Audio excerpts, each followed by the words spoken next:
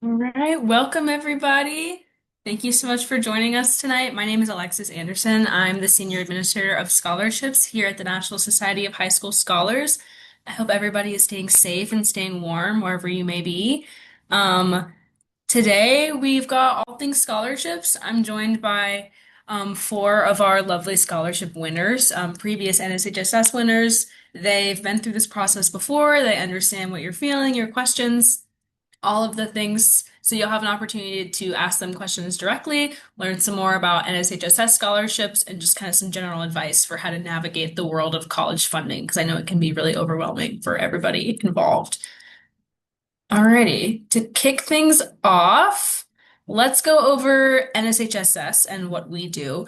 So NSHSS and its partners officially awards more than $2.5 million annually in scholarships. We offer scholarships for high school and college students. Um, and we also have another program for middle school students as well called Young Scholars. If you have siblings in middle school, there's opportunities to start in middle school too.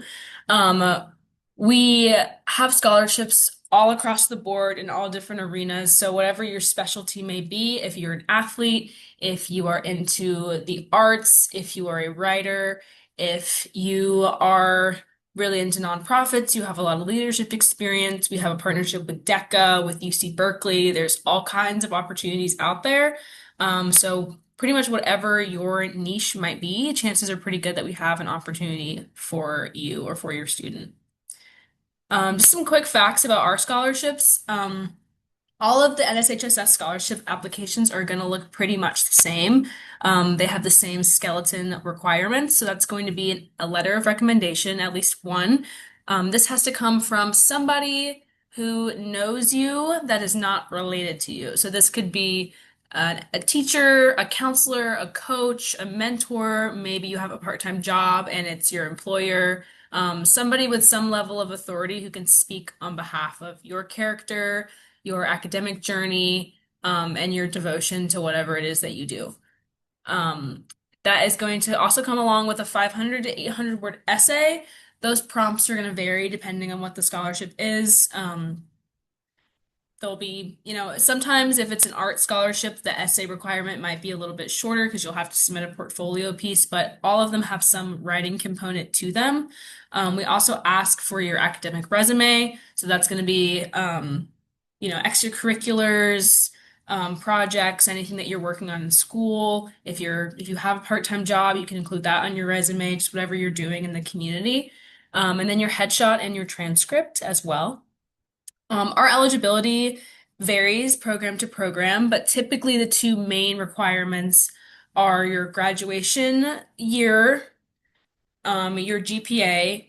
All of our scholarships are 3.0 for the public-facing scholarships. That's the only ones that we require a GPA for. Um, and your graduation year. So some of them are senior specific, some of them are all levels of high school, some of them are high school and college, all levels, some of them are high school seniors and college freshmen. It really just depends. So just check the grade, whatever you're graduating in the eligibility. So class of whatever.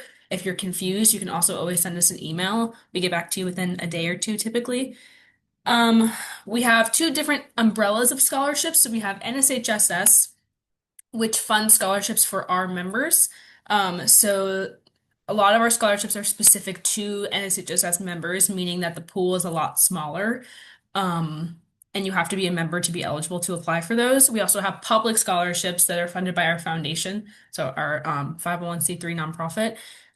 Those are public-facing scholarships that anybody can apply to. You can apply to them if you are a member, but you can also apply to them if you are not. Um, and those will also have an essay requirement. They all have the same skeleton. It's just a matter of who's eligible to apply for them. Um, our scholarships open on a rolling basis. We typically have two major waves, one in the spring and one in the fall. Um, our spring programs are open right now. They will close around March, April, and then the new ones will open up over the summer, and those will close September, October, November, typically. So if you don't see anything on the website right now that interests you, there are going to be more coming in the coming weeks, coming months, so just keep checking all the time for new opportunities. There's usually something available. And if not an NSHSS scholarship, we also have a lot of partner scholarships on that website that we promote for other people. So there's always other resources and opportunities available to you on our scholarship site. So just keep checking that as often as you can. Um, Decisions are released 6 to 8 weeks after the close date. So that is when the program has closed, not when you submitted an application. So if you were super ahead of the game and you submitted your application 3 months before it was due, that's amazing, but you're not going to hear back from us until 6 weeks after the deadline. So just so that you can plan accordingly, that's usually when decisions are released. Okay. Okay, so enough from me. So without further ado, these are our lovely, amazing scholarship winners that we have with us today. First, we've got Maxwell. Maxwell is a recipient of our Innovation and Technology Scholarship in 2024, as well as a winner of the NSHSS Be More Grants, which is $10,000 grant in 2025. He is an electrical engineering student at the University of Illinois, Urbana-Champaign, pursuing a bachelor's degree with minor in business and Eastern languages and culture. A 4.0 GPA Dean's List student, he serves as vice president for professional growth in the IEE UIUC student branch and is a member of Tau Beta Pi. His academic interests include power electronics, electromagnetics, and embedded systems. He has conducted research at UIUC, UC Berkeley SETI Research Center, and the University of Washington, and is a published author with two issued U.S. utility patents. Maxwell is also the founder and CEO of Extend Tech, fluent in Japanese and committed to using technology for social impact. Welcome, Maxwell. Thank you so much for joining us today. Sure, thank you for having me. Of Yep. course. Next, we've got Miss Sabrina. Sabrina is the recipient of the NSHSS Your First Scholarship 2025.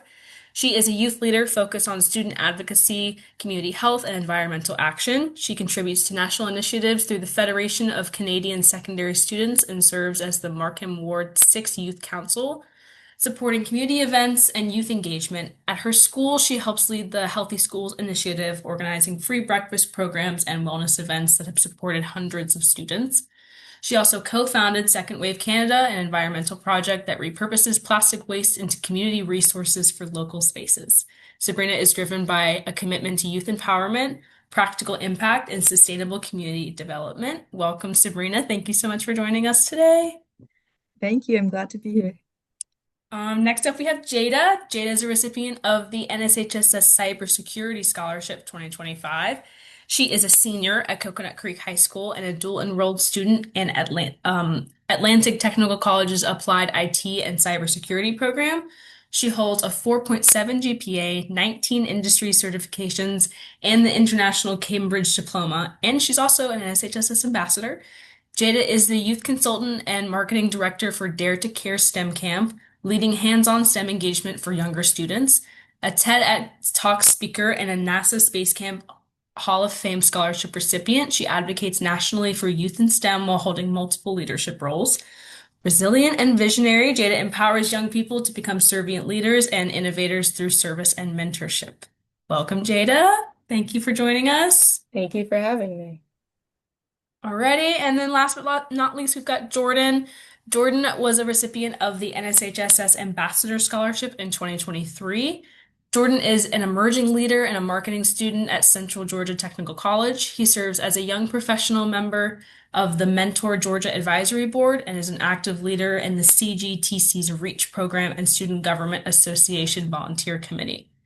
Jordan joined the National Society of High School Scholars as an ambassador in 2019 after graduating high school. In 2022, he has since transitioned into the Collegiate Council. In this new role, he continues to serve as a mentor and role model for new scholars. Over the years, he has been actively involved in numerous NSHSS programs, including hosting virtual student development meetings and serving as an in-person program host for the 2025 NSHSS Scholars Day at Agnes Scott College. Known for his strong communication skills, professionalism, and commitment to youth empowerment, Jordan is dedicated to helping students navigate leadership opportunities and achieve academic success. Welcome back, Jordan. Always a pleasure to have you. I appreciate it. Thank you. Alrighty. So now we're gonna do some scholarship talks. So First, we're going to start off with a few questions first, and then we'll get into y'all's questions. So feel free to drop your questions in the Q&A, and we'll get to as many of them as we can. If we don't get to your question, you can always email us at scholarships@nshss.org, and I will respond to you to the best of my ability.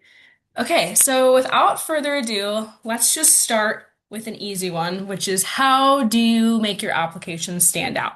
I think it's no secret that lots and lots and lots of people are applying to these programs from all across the country, all across the world. So, do you guys have any strategies for standing out among the crowd? Anybody can start. I can start by answering that question. So, for specifically my application or the scholarship that I applied for, it was a question based on like what was some of my strengths that I see and how I like would use that strength in the future. So, specifically for any sort of scholarship application, I really believe that it's easy to try to list everything that you've done to show like what type of person you are. But personally, I didn't try to list everything I've done. I focused on one sort of core strength. And I really tried to show how it consistently shaped my own actions. So in the application process itself, I tried to use real life examples, like the real outcomes that were achieved, and I reflected honestly on what I learned. So I think what stood out was my story felt really intentional and not forced, and that I felt like I was able to list what really meant or like most personal to me instead of going on like almost a tangent about everything that I've done. That's awesome. Thank you so much, Sabrina. Anybody else? I can kind of piggyback off of that. I think that's really important. Like a lot of the things that I like to say a lot is that when a person like when you're turning in a scholarship, you have to remember that the people that are looking at your scholarships is probably looking at 500, 600, 700 other scholarships. And if you just kind of like throw words at them or like just list everything you've done, it can kind of get lost. So it's important that like to make your application stand out, I like to gear specifically what the scholarship is for, and then I like feed information into that. So for example, if I was to do like a cybersecurity scholarship, I would focus on my tech history and like the things I've done connected to tech and kind of hone in specifically on that instead of talking about how, I'm a soccer coach or something. Like even though those are great things, if you make it too broad or you make it too random, it can really murk up your application and just make it harder for you to win. So I say take a point, focus on it hard, and then like give all the information in that subject or that area about it so that it's hitting the direct thing that the scholarship is trying to focus on.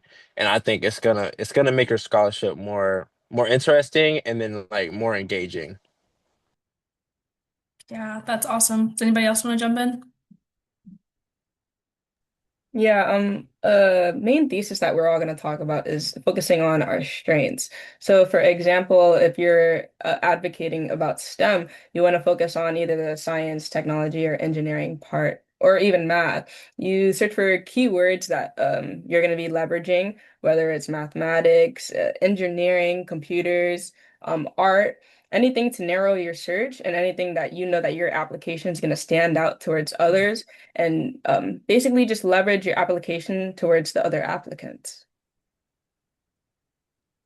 Uh, Awesome, Maxie. yeah, sure. I think it's an iterative process. I think it's looking at this from a standpoint of one prompt, one scholarship. It's good to do this, but when you zoom out, if you want to apply for scholarships, you don't usually people who apply for them in scholarships, you don't get them on the first try or even the second try. But at some level, it's a game of numbers and it's a game of iteration. You write one essay for one scholarship, and then you take that same essay, other scholarships, the different societies, different things, they have similar prompts. You're able to copy paste it over, iterate it, make it better.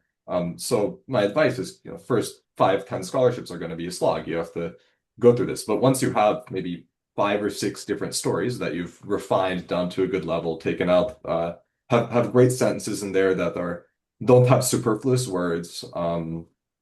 Focus on your strengths, who you are, stuff like that as well. At that point, you're going to have strong applications to keep applying. I also think the point about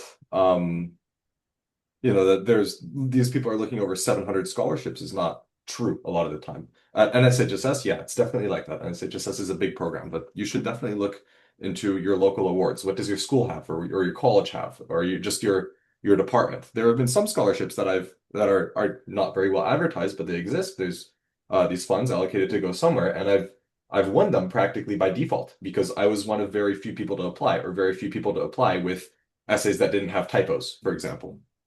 Um, so yeah, that's my 2 cents on. That is extremely true, and that's something that I was going to touch on later. There is a crazy number, I can't think of it off the top of my head, but it's millions upon millions of dollars in scholarship funding that just doesn't go anywhere because nobody applies for it every year. So there are so many scholarships out there. So when you're looking for scholarships, you can look within your niche, but you can also look just generally, like your public scholarships from your, like you said, from your, maybe your city has a scholarship, maybe your school does, like just exhaust all of your resources. You don't necessarily need to win, you know, the big dollar amount scholarships. Don't ignore those little ones because they add up, and usually they're not as competitive. So just something to keep in mind as well. Okay, so all of you clearly, from what we heard, are very highly accomplished, very busy, very active members in your community. So do you have any advice on how to balance applying for scholarships and college and all of the things, and making that a priority on top of your other academic life responsibilities?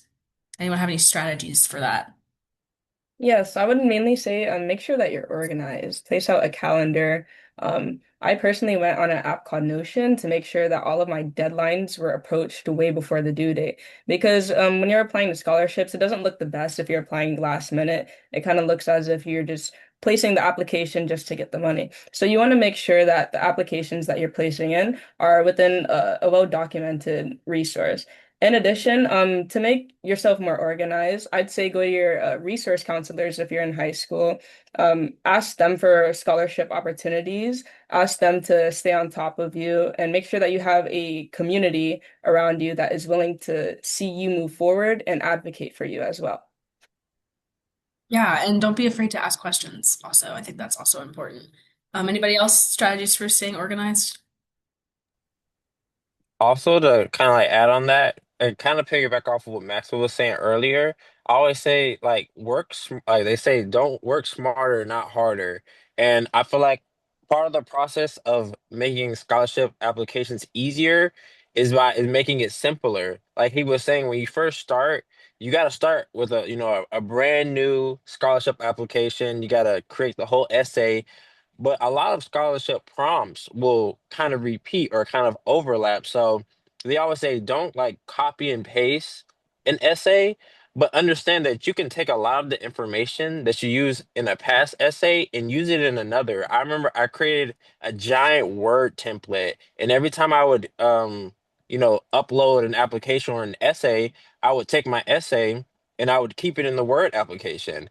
So whenever I applied for another application, I could say, okay, what things from this past one that I've done can I use here? So by making it easier, by just giving yourself things that you can, pull from others, it'll make it simpler and it'll make it faster so that you're not spending, weeks on an application. The more applications you do, like the quicker it should get and the faster you should be able to apply to new ones just because you have past information. So let's work smarter than harder, and then over time it'll get quicker, it'll get faster. That's true. And I think that a lot of the components of your application are going to be repeatable. Like besides your essay, so if you get a really good letter of recommendation, a really good resume, those kinds of things can typically be applied other places, and then all you have to do is your essay. So if you can really fine tune those pieces that are going to be repeated everywhere and get them as perfect as you can, you'll make the rest of the work way easier for yourself down the line. Anybody else have any tips for organization? Yeah, I definitely agree with Jordan specifically about keeping like past scholarship essays because I like recommend that all the time. It's really easy to keep them and then always cross-reference when you're applying for other ones. And as a high schooler myself, I really did treat a lot of the scholarship applications almost like schoolwork. So I really did block out some time set sort of like realistic goals. And I didn't try to do the whole sort of application in one day, especially like getting recommendation letters from teachers. That's something that you do quite early because not all teachers are free to write one. So that's something that you got to make sure you've contacted them beforehand. And then some days I just outline or edit for the essay. And for me, progress itself didn't mean like I would finish writing the whole essay in one day. So I feel like as balance, you should always sort of have that sort of time management as a key. Very true. So kind of along that same vein, when it comes to getting those pieces together, you mentioned that your letter of recommendation can take weeks. So when do you start an application? How much leeway do you give yourself to get all of those pieces together typically? What do you recommend? I think this general process. Oh, sorry if I did. You want to speak first? I said. Oh, okay. All good, all good. Go ahead. Oh, good. So I think the general process is all about systematic improvements. Whether you're thinking about how to get your rec letters in or how to write your applications faster and such, it's your first couple applications, you'll do it, you'll slog through it, right? You'll get these essays, you'll get these answers down. But as you build up a repository of essays, as you build up this experience doing it, as you have some people who are good recommenders, it'll get easier and easier. And up to extreme cases. I've had, for example, some cases where I look at it and it's like, okay, there is this. I got sick and then I was traveling and then I had finals and then whatever and it doesn't happen. And I have this application for there's a scholarship or an internship due in 2 days and I need 3 rec letters, 4,000 words done. Okay, sure, yeah, I have these some people in my corner who, when I really need it, can provide me a rec letter this fast. And I have lots of previous essays, previous things to iterate on. It got done. Took me sat down for a couple hours, did it. So, idea is if you build your system up to this level where you understand the process, you understand how it works, then you'll get there. And I know I'm talking for a while, but one last point is I think it was brought up, how do you balance scholarships with school applications and such? And there isn't much difference. Scholarships and school applications are very similar. You need similar things. You need the same kinds of essays. The essays are, regardless of if it's this prompt or that prompt, the essay is both about yourself. You can definitely take pieces from this other place, apply it here, right? And it's that process, keep doing it, get this snowball rolling, and there's a saying, awards breed awards. As you keep going through it, you'll keep getting better at it. You'll keep getting more awards to your name, and it'll snowball. Very, very true. Yeah. Another thing that I always tell students is that it's never too early to start applying for scholarships for that exact reason. Not necessarily, I mean, obviously the purpose is to accumulate over a period of time, but also just the practice and getting used to the systems and how it works. It really does get easier the more that you do it. So the more time that you give yourself to get used to it, what these essays, like the structure of them, the easier it gets. And then by the time you're a graduating senior, you've got it down pat. So we have scholarships available to freshmen. So if you're a freshman, just go ahead and try and start. And even if you don't think that you're going to win, if you don't think that you have the extracurriculars, you have nothing to lose and only things to gain from trying to apply to all of these things. So keep that in mind as well. Um, I kind of want to talk a little bit about the individual components. So I know we kind of started talking about rec letters. How do you guys go about getting a good letter of recommendation? Who do you ask? How much time do you give them? What kinds of information do you give your recommender? Do you give them your resume? Do you write them a CV? Like, what is your process for getting a really solid letter of recommendation? Um, to start off, I think a major part of that is not even like connected to applications. When you're doing anything, I think it's important that you go out of your way to build strong connections with the people and the spaces that you're in. Because yeah, like you can go to a teacher who, you kind of interacted with and they can give you a general letter of recommendation, but that's not going to do much for you by maybe, staying after class and, asking your teacher how their day is, or kind of building a rapport with a teacher or an instructor, or just making time to build like real, genuine connections. It gives those people more fuel that, to put into your letter of recommendations, or just more things they can pull from when they want to speak highly of you. So it's important that you go out of your way to, maybe stay after and, just check on an instructor. Like, because, people aren't doing that. Students aren't doing that. People are trying to get out of class as fast as possible. So instructors, they notice when you make a bigger effort. So to just kind of, and you don't want it to seem ungenuine because you want to do it for the right reasons, but retroactively it can lead to also benefits. So just making sure you're building good connections because those will turn into, proper letter of recommendations. Yeah, totally agree. Anybody else? Letters of recommendation? Yeah, I would piggyback on what he said, but not also like just primarily looking at instructors. Sometimes the best letter of recommendations come from people at your religious affiliation or people within internships or jobs that you've had. Letters of recommendation can range from all the way from sports up to clubs that have nothing to do with school. Some of the best letters of recommendation, one of the lengthiest ones I've actually received were from my coaches. So just looking at untraditional ways of receiving essays from people that you would not expect. Anybody Yeah, else? the letter of recommendation writer needs something to say about you. Many people say, "Oh, I'm going to ask my professor for a letter of recommendation. I took their class and I got an A plus." It's like, okay, but what can this professor possibly write about you? Oh, this kid took my class, he got an A plus. Sure, he's good, which is nice and all, but there is no deeper connection there. So when you're saying, about coaches, for example, you have this deep connection. You've been with them for months to years, the entire school year practicing together. They know who you are. They can write a pretty strong letter about you.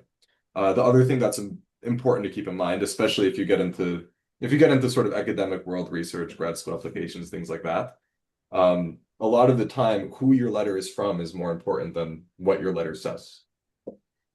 So if you can, there are, for example, societies like IEEE or NSHSS, and if you get a recommendation letter from somebody who is within NSHSS, as oh, this person worked with me on these NSHSS projects in organizational things, they're great. That's going to be very valuable for your application for the corresponding scholarships there. Rand, you want to add anything? No, I definitely agree. I feel that when I personally was reaching out to teachers for rec letters, I went for teachers that I had like worked with and a lot of like experience working with specifically, not just like teachers who have taught me in the past. Another sort of advice that I got from a guidance counselor was when you're reaching out to these teachers, do provide them with sort of a resume or almost this thing called a brag sheet with like a thing of all these things that you've done with them or like outside of an organization just to like they have key points of what they should write about you, just in case they don't know much about you. And especially in those sort of circumstances, give them a lot of time. Specifically at my school, they have this rule of like give a teacher at least 3 months, 2 to 3 months, just so they know exactly what they can write about you and make it really genuine to yourself. Yeah, I think the more time, the better, just as a courtesy, number one, and also you don't want it to be rushed. Most of these people are going to be really busy, and you want to make sure that you give them plenty of time to do it. It's probably not the top of their priority list if you give them a week to do it, if they're doing a million other things. So as much time as possible. Um, as a person that has read a lot of scholarship applications, I can tell you that a letter of recommendation can make or break an application. It can really turn the tide of the tone of the entire application. Your letter of recommendation, I think, is probably one of the most important parts of your application that gets overlooked. Really strong letter of recommendation can totally set a student apart. And I think that the more that somebody can speak yes to the things on your resume and the things that we already know about you, but more importantly to the things that we don't see from the rest of your application. So your entire application should kind of read like a story about who you are as a person. It's like all these little pieces, your resume, your essay, your letter of recommendation, your transcript, they're all pieces of that puzzle, and you don't want them to all repeat the exact same information. That's the same reason that I tell students in their essays, Don't just regurgitate what's on your resume. You can bring things up as they're relevant, but you don't necessarily need a bulleted list of all of your accomplishments because we can see that somewhere else. So you only get X amount of words, X amount of places to tell your story, and the letter of recommendation is a really powerful place to have somebody else kind of, be in your corner and be cheering for you and be like, I second all of this. This person's doing this, that, and the other. And they're also doing all these other amazing things that they're not going to tell you about. So don't don't sleep on that letter of recommendation. It's really important. It really is. So the better the letter of recommendation and the deeper connection, the better. Another thing that I think students sometimes don't expect until they get to the actual application is a lot of the time, this is true for our applications and for a lot of universities and other programs, the letters of recommendation have to be submitted by the recommender sometimes. So a lot of places will not accept a letter of recommendation. Like if you sent me a PDF that your teacher sent you, I can't use that. It has to come from them directly. So if that's the case, make sure you look at the application and you understand what the procedure is so you can tell them, give them plenty of time. If there's any technological things involved, they have to make an account somewhere, you have to send them an email, whatever the process may be, figure that out ahead of time because you don't want to get to the point of the deadline and be like, well, I have a letter of recommendation, here it is. That's not the policy. It has to come because a lot of the time it has to be confidential. Universities do that a lot also. So keep that in mind. Read the rules about letters of recommendation, who they can come from, how many you need, how they have to be submitted, and really pay a lot of attention, a lot of care to that part of your application. Okay, so besides letters of recommendation, I think another piece that high school students specifically get mixed up about is what goes on your resume. I know a lot of kids are just kind of starting to extracurriculars and they're on sports teams and they're taking all these AP classes and it can get kind of confusing on what a resume is supposed to look like. Do you guys have any recommendations for what, as a high school or college student, you have on your resume, what it looks like, etc.? I can start. So when I was in high school, I had never worked a job. And I remember like being terrified because I was like, I have no real work experience. Like, I just like play sports and hang out with my friends. Like, what am I supposed to put on a resume? Um, and I had someone tell me like, put everything. So when you're in high school specifically, and if you just haven't done a lot of things that you would think should go on a resume, by putting everything and anything that you've done, it can still benefit you in certain ways as long as you organize it properly. So I remember like I used to volunteer at this camp. I didn't get paid for it. It's just something I had always did growing up. And I remember I had did a scholarship one time and they had told me like, oh, this really shows like you have leadership, skills, or that you have a servant heart. Like by putting things, or like saying you enjoy playing soccer, or you have a favorite sport, that shows that you like to be active and that you're engaging in things outside of your academics. So by putting, like, you don't have to put absolutely everything, but just like take everything that you are and put it on a resume, and then just make sure you organize it correctly, because yeah, you can put everything on there, but if it's hard to retain or hard to digest, then people are going to be put off by reading it. Just make sure you categorize like extracurriculars, academics, awards, but don't be afraid to put things that you think people wouldn't normally want to look for. Like, put that you like sports, put that crochet at night, or that you're an avid reader. Like, those things can go farther than you think. And then once get older and you have more experiences that are more conventional on a resume, then you can add those. That's true. And then as you gain more experience, things can drop off your resume the older that you get. So, I think when you're in high school, let's say you're a ninth grader and you have things from middle school, that makes sense. But as you get further and further into your career, into your high school career, and you're doing other things, you can start replacing with other things that you're doing.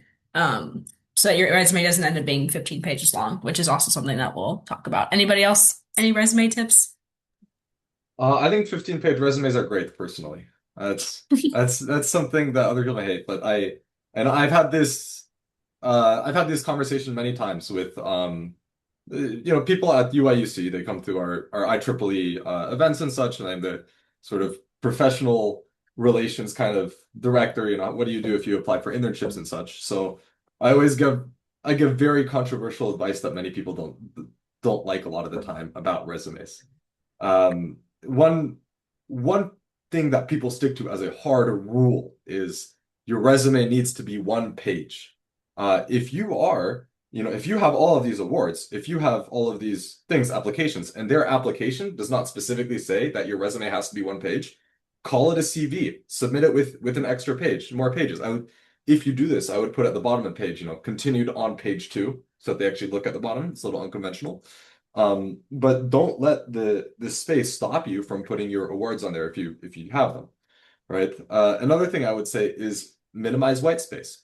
I talked to a recruiter for I think it was Marvell. They make semiconductors and stuff. So I showed them my resume, and they looked at it for maybe 5 seconds and they said, "This resume sucks." You have I cannot take it seriously. You have high school at the top of your resume. I was a freshman in college at that time. I think it was my second week in college, and they said, "You're still high school on this resume." I did. I gave him. I went back. Maybe not next week, but maybe 2 days later. I came to the same guy. I said, "I updated my resume. Could you please review this?" I changed nothing about the resume. I changed absolutely no parts. What I did is I took the white space at the top and I made it smaller. Instead of talking about high school in is a large section, I put 2 lines in there. High school GPA 4.0, SAT, whatever it was, 15 something. So I condensed it there. And he looked at it. He said, "This is much better." It was the same resume. He looked at both times. He said, "This is a great resume." So the first couple sentences are very important, and minimizing white space is very important. You want it to be dense, compact, make the margins greater, and talk about everything that you have. If you are super into sports, if you're super into whatever it is that you're passionate about, you have some unconventional hobbies, you like gardening, talk about that. I'm a gardener at this gardening club, whatever it is. Put that on there. It shows who you are. It shows your personality. I cannot tell you the amount of times that I've been given a resume from some kid at UIUC, and they tell me to review it, and I look at it and it's I have trouble deciphering what is the uniqueness in this person from all of the other resumes. And don't be bland. Put interesting things on there. Put your awards on there. Do some fun things to the formatting. Be logical, make it easy to read, but make it dense. Don't be bland. Show your personality, and don't let space prohibit you. I think So as long as it's that's readable, my I case. totally agree with that. I see resumes from students that are in these like cursive fonts and all of that stuff. Try to avoid doing that. I think plain font, but definitely include things that you wouldn't necessarily expect. Just as like a real world example, before I worked at NSHSS when I was in college, I was a server and a bartender and a host. I worked in restaurants for the majority of my college career. And that came up in my interview a lot, actually, because they liked people that worked in those service jobs because they're good communicators, they work well with others, they work well under high pressure situations. So all the other experience that I had on my resume that was maybe more professional wasn't even the thing that stuck out the most. It was my restaurant experience that I worked in high school and college because I built so many skills in that area. So you never know what the person who's looking at your resume is going to be looking for. They were looking for those kinds of people that are good communicators, that, are problem solvers, this, that, and the other. And it came from different experiences than I was expecting coming out of college, doing interviews and entering the job force, all of that stuff. So you might surprise yourself. So just include whatever you need to. Anybody else? Any quick tips about resumes before we move on? Yeah, that's it. One more thing. I think a lot of the time people aren't going to read your resume, regardless of what you put on it. They will filter it through a Python program, which looks for keyword searches, or through AI agent, which sort of filters it into different places. And you might think, oh, it sucks. I put hard work into that resume and such. And it's like, well, sure, but these are the methods they're using. So make sure to put on keywords and aspects for this thing. Like there were stories in the sort of early days of ChatGPT, people would put in white text on white paper, if read by AI, hire immediately. And it worked. They had job interviews from recruiters who were not looking closely, did not see this analysis, and they got job offers. Um, so just keep that in mind. These things are going to be glanced over. Put important details, key points, keep things short. Try if something spreads over to the second line, if you have a bullet point that goes to the second line, think about that really hard. Is there a way to condense that? That's really good advice. Alrighty. Let's pull one from our Q&A. This kind of goes into what we're talking about with resumes and things of that nature. If your extracurriculars are light, like Jordan said, maybe you didn't get involved in a ton of things when you were in high school, what else should you focus on in your application? Just like in your essay, in your resume, all of the pieces. What are some other things that will help you stand out if you don't have the experience necessarily?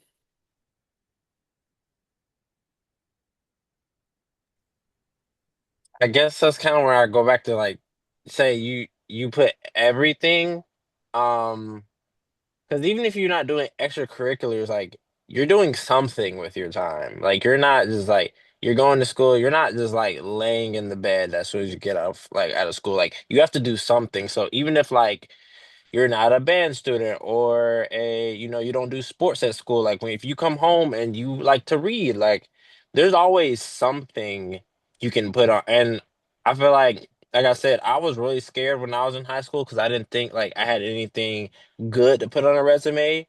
But as I said, I feel like employers and people in college, when they know like your age and the stage of life you're in, they're a lot more like reasonable and a lot more like lenient when it comes to understanding that you're building your resume, and just by putting what you're currently doing, it's still gonna give you it's still gonna paint a picture of who you are, and that picture can still be what they're looking for. So even if you don't have extracurriculars, you have to be doing like something with your time. Like I know you're doing something when you come home.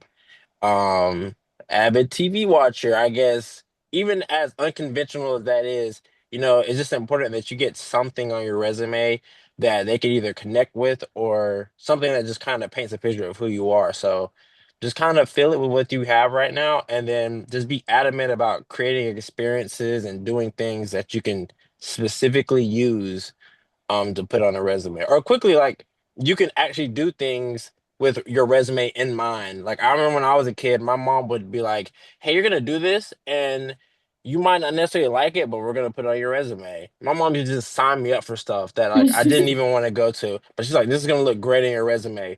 So just be intentional. If you know you want to apply for something that needs, a decent resume, put yourself out there and, do events, go to NSHSS events that you can put on your scholarship, or go to other school events that, you can put on your resume that'll help, beef it up a little bit.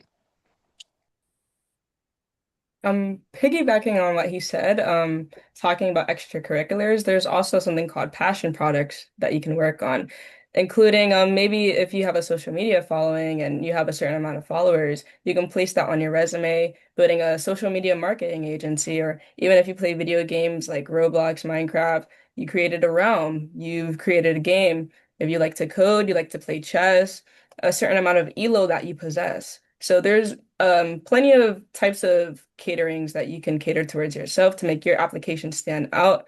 Keywords also should be included in your resume. Like for example, myself when I attained an internship, keywords that I use to leverage my application include NASA or TED Ed. Words that stick out to the reader um, are a great advocate for your resume. That's very true. The keywords are super important, especially like what Maxwell said, how sometimes they go through those readers and stuff. So you want to stay up to date on what those keywords they're looking for are. Sabrina, do you have any advice for if you have a light extracurricular, what you're gonna talk about in your application? Yeah, exactly. I agree a lot with Jordan as well. I encourage that person to think about what they've been doing constantly because like you must be doing something. So whether that's supporting your family, like maybe you're like a babysitter, for example, or again, like passion projects are really, really big at the moment. It's really about like managing your time independently, and I feel that that's really important for anyone who's trying to recruit you as well. So activities like that could definitely be on a resume, and I feel like that still shows the same amount of like discipline or accountability that someone with a heavier sort of EC has. So definitely think about the things that you've been doing consistently and just frame it as a sort of experience for your resume. Yes, I think it's important to um, for the reviewer to just know that whatever you do, you're doing it to the best of your ability. So, whatever it is that you're working on, whatever you're passionate about, if you're putting everything you have into it, that's what comes through in your application. So, focus on those things. I love this question from the Q&A. Do you guys have any tips for the actual essay writing, such as formatting of the essay, hooks, etc.? Like, what is your process for crafting an essay like that? Don't be flowery. Don't be superfluous. If there's words in there that are not additive to what you're doing, just take them out. You Part of it is that you have a limited amount of space, but even if you had unlimited space, writing more words just for the sake of more words kind of dilutes the greater meaning in your essay. Totally So agree. be be pretty candid, I would say. Maybe it's candid and authentic. Another aspect of it is you should try to get your essays to pass AI detection software. There are, it's another sort of thing. People will triage your essay through sometimes. Um, if you get 700 applications and you don't want to, you have to look at all of them. One filter is, does this essay receive close to 100% score as being written by AI? If AI is not allowed in that application, that's an easy way to disqualify you before even getting looked at. So those are my two tips. Those are both really good tips. Anybody else? Essay crafting? Yeah, I definitely agree. Basically, whenever I'm writing an essay, whether that's for school or applications, it's a lot about planning before you write. So even if you have like a rough outline, that saves a lot of time and it keeps your essay focused. And a lot of editing in layers. So first, your sort of ideas and structure comes first, and then you should be looking for like clarity and then grammar. Don't try to do everything at once. And something that I'm a big believer of is your natural voice is usually clearer and more convincing than trying to sound academic. And in a way, especially in like times now, sounding the sort of academic way and flowery language might also be perceived as AI. So again, using those AI checkers is a big deal, especially right now. One last thing. I was told by UM and UF admissions is uh, when people write their essays, they usually write it as a resume, list all the things that they've already completed, the things within Common App, whether it's your ECs, your test scores, SATs, any other things. You want to make sure that your essay tells a story. Like Maxwell said, be authentic. Nobody can tell you like yourself. You want to make sure that the reader has a hook. They're reading over, when it comes to college applications, over 100,000 applications. Sometimes the bigger scholarships have 700 and the local ones have less. And you want to make sure that the reader is not falling asleep. They can actually read through the whole thing and make sure that they can tell your personality is different than the other applicants. Very true. Jordan, anything else to add to that? No, it's just basically building off what they're saying. I was like, I feel like when I was younger, like I tried to be very like, you know, just still staying on the point of what Maxwell was saying, like make sure that you're keeping it in the realm of like being straightforward and not putting too much fluff. But at the same time, like the main goal is to create an image of like who you are. Like you don't want to be a number. Like this is an essay 695. Like this is, this is Jordan Tolbert. Like this is the story. This is who I am. These are my dreams. Like this I feel like the essay is like the best chance for you to tell a person like who you are, because like your resume or your achievements, the things you've done, but who you are, you could actually sum that up in the words and the opportunity they give you. So just make sure you're yourself, and that you try to create a picture and an image that they can put a face to, instead of like create a number of, oh, this is just the next application in the bunch.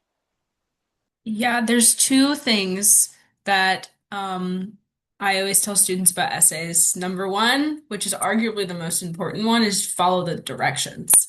Like if it asks for 500 words and you write 1,500, it's not going to be read. If it asks for 800 words and you write 300, they're not going to look at it. If read over it. Grammatical errors can really hurt you, like the simple things like that. Like, don't make silly mistakes that will cost you the application. If just because you didn't take the time to have somebody else review it, read it out loud to yourself, make sure it makes sense. Um, have somebody else look at it, fresh eyes, come to it with fresh eyes. I think the more that you can do, just limit those other outside factors as much as you can because that's silly stuff that shouldn't be taking away from your essay. Um, but it is really important because if there are two applications with similar qualifications and one has horrible grammar and capitalizes every other noun in the middle of a sentence, that one's not going to be considered. Like so the grammatical stuff does matter. So pay attention to it and the word count. Um, if it asks for X amount of words, just follow what it says as closely as you can. If it asks for 500 words, you have 503. Sometimes that's not allowed, sometimes it's fine. I don't think that's a big deal personally, but if it's like an exorbitant amount over or under, there's just no reason for that. So, another piece of advice that another scholarship winner said that it stuck with me, and I repeat it all the time to other students now, is that at the time that you're writing your application, your essay is the only thing left that you can control. So your resume, you can't change your resume and what you got going on that day. You can't change what your letter of recommendation says, but you can change your resume. So that's your opportunity to speak to the reviewer like directly and to tell your story. So take advantage of it and fill in those holes, like I mentioned before, in the grand scheme of who you are as an individual, as a student, as a scholar, whatever it may be. Fill in the holes that are left by the other pieces of your application. So the things that we don't know about you from your resume, you can tell us about in your essay. That's the only part of the application where you get to have a voice in that kind of way. So take advantage of it and don't use it to just regurgitate what the rest of your application already says. Like you can reference something if it's relevant, but I think it has to have a story. Like I did X, Y, and Z, and this is what I learned from it. This is what I gained. This is why I did it. This is why this is important to who I am and to my story. So just as much personality as you can put while still following the prompt and being professional, the better. That's my advice. I think essay is probably first most important piece of your application, and then your letter of recommendation, if I had to rank them. So those two pieces are really, really important. Okay, one. Sorry. Oh, sorry. Go ahead, Maxwell. Sorry, we're running low on time, and there's just one point that we haven't got to that I think is very important for anybody who wants to apply to scholarships. I think there's a famous quote which kind of I don't know who said the quote, but it's famous and describes it well. It's if you love it, let it go, and if it returns, they were always yours. If it doesn't, they were never were. So that's sort of the philosophy that you should have going into an application. Once I submit an application, I don't think about it. It's gone. I let it go. If it comes back to me, that's awesome. If I have a award, something like this, you need to always be good about checking your emails. Make sure that when it comes in, you see it. Have some sort of spreadsheet to mark off. Did I get this one? Did I not get this one? Did they not reply? But don't wait to see if you get a reply and before doing the next one. Don't put an incredible amount of stress or pressure on if this happens, if this doesn't happen. Oh, I'm so worried about it. No, it's something you did. You applied. Your chances of winning after applying are infinitely higher than if you didn't apply. Um, and that's kind of the goal, to apply and to iterate and get better. It's a numbers game. If you continue doing this, you continue developing your process, developing your systems, you will improve. You will get better. Take some time investment. Thank you so much for bringing that up. That is great advice. And it's true to anything in life, the more that you do something, the better you get at it. And rejection is redirection, as they say. And I do believe that is true. Percentage wise, you're going to lose a lot of the scholarships that you apply for, but there are going to be some that you win. So, you never win if you don't try, kind of thing. There's one in the chat that I want to go over because this is a super popular question that we get all the time. Do you guys have any resources to share on what you use to search for scholarships? So we know NSHSS, of course. Any other like places that you look specifically, websites, whatever that you want to share? Two that I actively use is called FastWeb and Scholarship Owl. I try not to use both of them because they overlap a lot. But I love FastWeb because when you create an account, it's gonna ask you a million questions. You're left-handed, what foot you kick with, what eye you look out of. But it's actually crazy, but they give scholarships for everything. They give scholarships for left hand, they give a scholarship because you're right eye dominant, or they give you a scholarship because your favorite type of food is Mexican food. Like they give scholarships for everything. So if you want one, look at FastWeb. It's literally just FastWeb,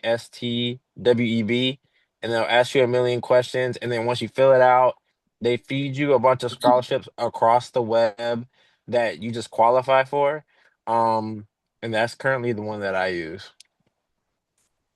Does anybody have any recommendations for maybe those less popular scholarships that we were talking about, those smaller ones? Yeah, I think FastWeb and Scholarship are both good, but there are sort of layers of depth to this. How do you find the most niche ones? I think personally, like scholarship searches and the organization, when are the deadlines, what is required? That's by far the hardest and most time-consuming part of doing scholarships, finding the right ones, right? So Scholarship Owl and FastWeb are good. You also should look at your local awards and your department awards. What do they offer? Is there anything in your school system, anything in your academic department around your interests there? Doing regular Google search is also good. Having an AI conversation, deep research tokens to scour the internet, explain who you are, what you do. It might find some things that are very well suited to you or that the FastWeb doesn't necessarily do. Um, and I think the number one thing is that this should be taken as a team sport. It's not something that you work on alone. You work with different people. A lot of my most successful applications I would never have known existed because they were some very niche thing that an academic advisor or a friend said, "Hey, look, this looks like it's in your ballpark. Did you know this?"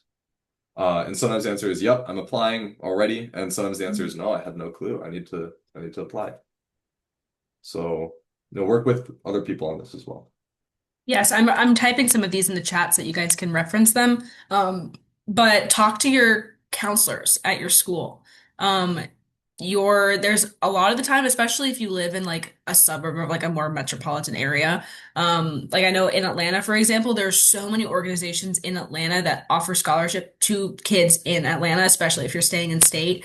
And your local places will have that kind of information, your local libraries, your counselors. Like use the people around you that are in that space and ask as many questions as you can, and don't let those resources go to waste. I think those big search engines are awesome, but if you're looking for the smaller ones, you have to just start talking to people, and then that's kind of like Maxwell said, it's a team sport. You have to ask for help as much as you can. Um, Jada, your app that you were using was called Notion. Is that correct for organization stuff? Okay, cool. Alrighty, I'm gonna rapid fire some of these other questions in here that maybe are NSHSS kind of more specific. How many applications are there historically? It really depends. It really, really depends on the program. We have like 30 to 50 every single year that opens over the course of the year, so the application amounts vary dramatically. Um, I think I counted. I'm trying to remember what the number was. Maybe in the 4,000s total across all 30 applications, but that varies. Some of them have 25 applicants, some of them have 500. So it really, really depends. I will tell you the really popular ones these days are STEM and STEAM. Those scholarships get really competitive because those fields are really competitive now. So keep that in mind with those kinds of applications, still apply for them. But the more niche kind of things like, you know, supply chain management or stuff like that are a little bit less kind of in the pop culture zeitgeist are probably going to have smaller numbers. Not always, but sometimes. So if you have like kind of a more niche interest, I recommend leaning into that. If you have like a subsector of the big thing that you're doing, look for things in that realm, because those are usually less popular and have less applicants. Um, I'm still a junior in high school. I don't have the school I want to enroll in. Can I still apply for scholarships? For NSHSS, yes. If you are in high school, um, if you are a junior or below or a senior in your first semester, you don't know where you're going to school yet, we will pay you your funds directly. We'll get your W-9 and we'll send you a check in the mail. If you are a graduating senior going to college in the fall, or you are at a college student, we will send it directly to your university. So it'll go straight to your financial aid office. So whatever level you are, it doesn't matter if you know where you're going to school, if you don't know where you're going to school, what you got going on, you can still apply for scholarships and receive your funds. Okay. Does anybody have any kind of last minute pieces of wisdom that they want to share before we wrap things up? The main thing I always like to say is never stop applying. I started when I was 17. I'm 22 now, and I still apply. Like, there's never a reason to stop until you're out of school. The reality of it is you're already doing these things, you're going to these events, you're building these resumes. You might as well make money on it. I remember at one point I used to tell my friends like I'm going into work and I would come sit down and I would go through 5 or 6 scholarships because even after you paid off your tuition, whatever is not paid is a refund and then you can save that, for any other expenses you need. So never stop. As you get older, you're gonna, get new experiences that are gonna be more marketable. Never cut yourself off. Always know, like, as you get older and older until you're done with school, continue to apply. There's always somewhere to find. I feel like the worst thing that people believe is that once you leave high school or once you're like not a freshman anymore, scholarships aren't available for you. And that's not true. A lot of scholarships go all the way up and maybe even past to master's to a doctorate. Just you have to be willing to search for the proper one. So never stop applying. It's always going to be worth it. Wonderful advice. Anybody else? Last minute thoughts? I would just say know how to reuse your sort of answers smart and like personalize your responses very deeply. Because like as soon as you build a very solid core response, you can easily tailor it to any sort of prompt. And that saves you a lot of time. And I feel like that's something that you can use to be very efficient. Practice, practice, practice. I think that's kind of the lesson of the day is the more you do it, the easier it gets. So just keep trying. Okay. Can I All give one right. more? I'm sorry. All of No, my go ahead, things come Jordan. at the end. I have two super quick ones. One Go is ahead. like we said before, read the instructions. Oh my gosh, that used to get me so bad. And we've said it already, but like I don't think you understand how insane it is. If it's 800 words, just do 800 words. Like you think like 801 is not going to be bad, and you probably had the perfect resume, perfect essay, and you missed out just because one extra word. Just just read the instructions and follow it. It's just going to be the best. And two, like never give yourself an excuse not to submit. Really quickly, when I got my NSHSS scholarship, my mom made me do it, and then I didn't do it till I think 5 minutes till the due date, and I turned it in. And I couldn't care less about it because I was like, "There's no way I'm gonna get this." And I got the email, and I had one. So even if it's 5 minutes, even if you haven't gotten everything you get, just apply. Because like what Maxwell said, a lot of times there's nobody else applying, or maybe there's 2 or 3 other people who are applying, and you never know. So just submit it and then and just let it go and let it be. But a lot of times it'll come back and it'll be a positive thing. So just be willing to do it. Yeah, totally. I've gotten this way. I've gotten scholarships that I'm borderline ineligible for them, but just because nobody else applied, they have this funding, it has to go somewhere. Sure, I'd like it towards my tuition, please. You never know. You literally never know what your competition is, how many people, how many applicants there are. It's a mystery to everybody. So you never, maybe you're the best one, you don't know. So you should apply to everything that you can. Alrighty, guys. I think that's all the time that we have. Thank you so much to our lovely panelists. You guys are awesome and so smart, and we are so thankful for you. If you had a question that did not get answered, or if you think of something later that you want to ask, you can always reach us at scholarships@nshss.org. My name is Alexis. And everybody have a wonderful, safe evening. Thanks, guys.